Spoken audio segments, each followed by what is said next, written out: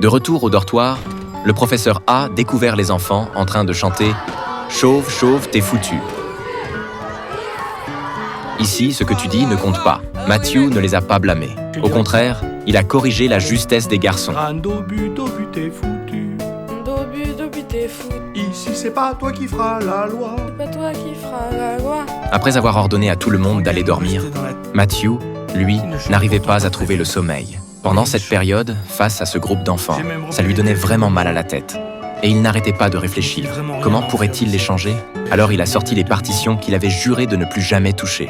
Il a décidé d'utiliser ce dans quoi il excellait autrefois, et qui lui avait aussi causé le plus de déception, pour changer ses enfants. C'était sa musique. Ce jour-là, après le cours du directeur, il a arrêté un élève. C'était Jack, celui qui avait un visage d'ange. Ensuite, le directeur a ouvert le pupitre de Jack.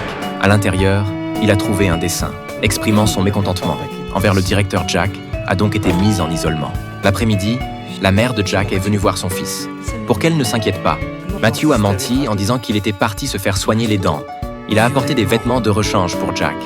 Sa mère a dit à Matthew que comme Jack était solitaire et séchait toujours les cours, elle était impuissante et ne pouvait que le laisser ici. Très vite, Matthew a commencé un voyage de guérison. Il a réparti les enfants selon leur voix. Aux positions appropriées, le garçon qui chantait faux est devenu enseignant général. Il a donné de la valeur à chaque enfant.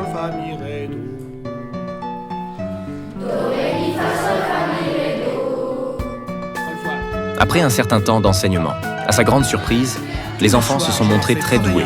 Et c'était aussi la première fois qu'ils étaient si sérieux, si coopératifs avec le professeur. Et la présence de Matthew a commencé à les influencer silencieusement. Alors ce jour-là, Matthew est allé voir le directeur. Il voulait officiellement former une chorale. Mais après avoir écouté, le directeur trouvait ça complètement fou. Il a juste dit à Matthew que s'il foirait, il devrait immédiatement dégager. La punition du silence était enfin terminée. Matthew lui a demandé de rejoindre la chorale, mais il s'est contenté de faire une grimace à Matthew. Depuis que Jack était sorti de l'isolement, le directeur ne l'avait plus jamais laissé tranquille. Les voix harmonieuses des élèves l'ont attiré. Et peu à peu, il a commencé à aimer la musique aussi. Ce jour-là, Matthew est passé devant la classe, mais à sa grande surprise, il a entendu des chants en sortir. C'était Jack qui s'entraînait seul, et c'était étonnamment beau.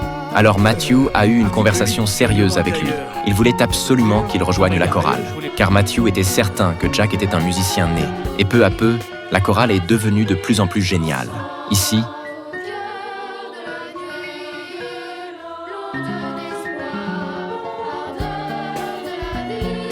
ça commençait aussi à ressembler à une école, en voyant les enfants joyeux et épanouis.